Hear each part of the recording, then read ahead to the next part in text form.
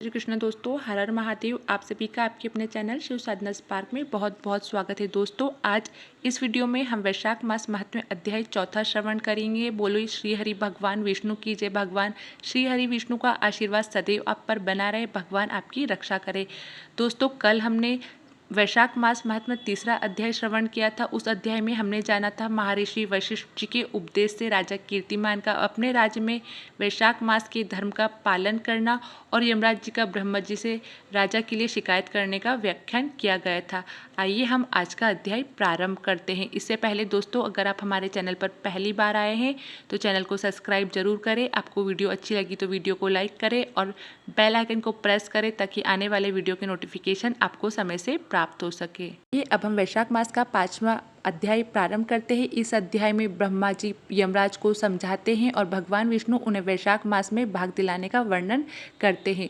ब्रह्मा जी ने कहा, यमराज तुम क्या आश्चर्य देखा है, क्यों तुम्हें खेद हो रहा है? भगवान गोविंद को एक बार भी प्रणाम कर लिया जाए तो वह 100 अश्वमेध यज्ञों के अवृत स्नान के समान होता है। यज्ञ करने वाला तो पुनः इस संसार में जन्म लेता है, परंतु भगवान को किया हुआ प्रणाम पुनर्जन्म का हेतु नहीं बनता, मुक्ति की प्राप्ति करा देता है। जिसकी जीवा के अग्रभाग पर हरि ये 2 अक्षर विद्यमान है, उसको कुरुक्षेत्र तीर्थ के सेवन अथवा सरस्वती नदी के जल में स्नान करने से क्या लेना है? जो मृत्युकाल में भगवान विष्णु का स्मरण करता है वह अभक्ष्य भक्षण आदि से प्राप्त हुई पाप राशि का परित्याग करके भगवान विष्णु के सायुज्य को पाता है, क्योंकि भगवान विष्णु को अपना स्मरण बहुत ही प्रिय है।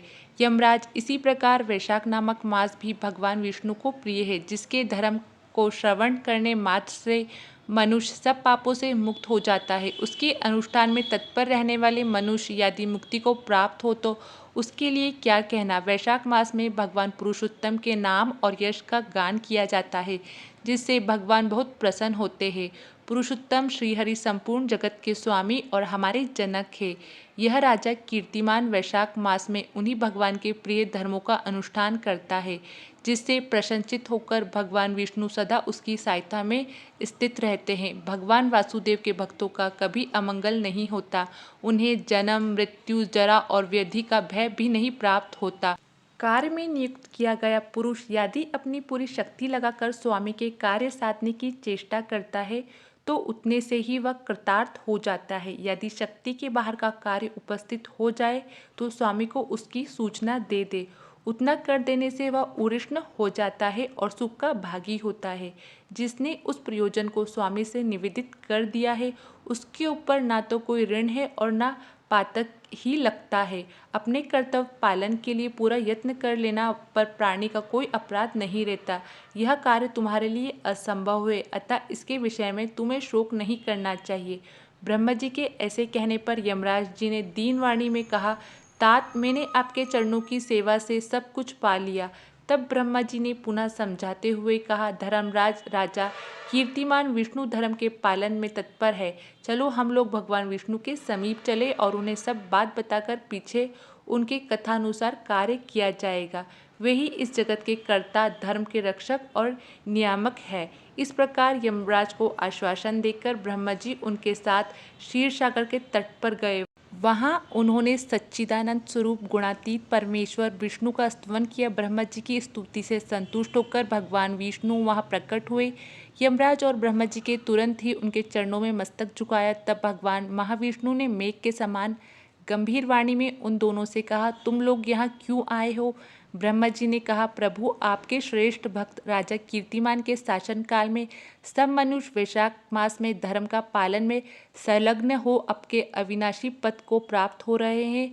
इससे यमपुरी सुनी हो गई है। उनके ऐसे कहने पर भगवान विष्णु हंसते हुए बोले, मैं लक्ष्मी को त्याग दूँ अपने प्राण शरीर श्रीवत्स कौस्तुभमणि वैजंतीमाला श्वेत दीप वैकुंठ धाम क्षीर सागर शेषनाग तथा गरुड़ जी को भी छोड़ दूंगा, परंतु अपने भक्त का त्याग नहीं कर सकूंगा जिन्होंने मेरे लिए सब भोगों का त्याग करके अपने जीवन तक मुझे सौंप दिया है, जो मुझे मन लगाकर मेरे स्वरूप हो गया है। उन महाभाग भक्त को मैं कैसे त्याग सकता हूँ? राजा कीर्तिमान को इस पृथ्वी पर मैंने 10,000 वर्षों की आयु दी है। उसमें से 8,000 वर्ष तो बीत गए हैं। शेष आयु और बीत जाने पर उसे मेरा सायुज्य प्राप्त होगा। उसके बाद पृथ्वी पर बेन नामक दुष्ट आत्मा राजा होगा, जो संपूर्ण वेद उक्त महाधर्मों का लोप कर देगा। उस समय वैशाख मास के धर्म भी छिन्न भिन्न हो जाएंगे। बेन अपने ही महापाप से भस्म हो जाएगा। तत्पश्चात मैं प्रत होकर पुनः सब धर्मों का प्रचार करूंगा। उस समय लोगों में वैशाख मास के धर्म को भी प्रसिद्ध करूंगा। सहस्त्रों मनुष्यों में कोई ऐसा होता है जो मनुष्य अपने मन प्राण अर्पित करके अपना सर्वस्व मुझे समर्पित कर दे और मेरा भक्त हो जाए।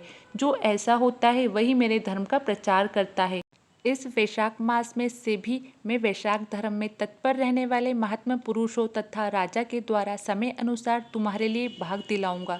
लोक में जो कोई भी वैशाख मास का व्रत करेगा वे तुम्हें भाग देने वाले होंगे। उनके वैशाख मास में बताए हुए महाधर्म के पालन में तुम कभी विघ्न न उपस्थित करना।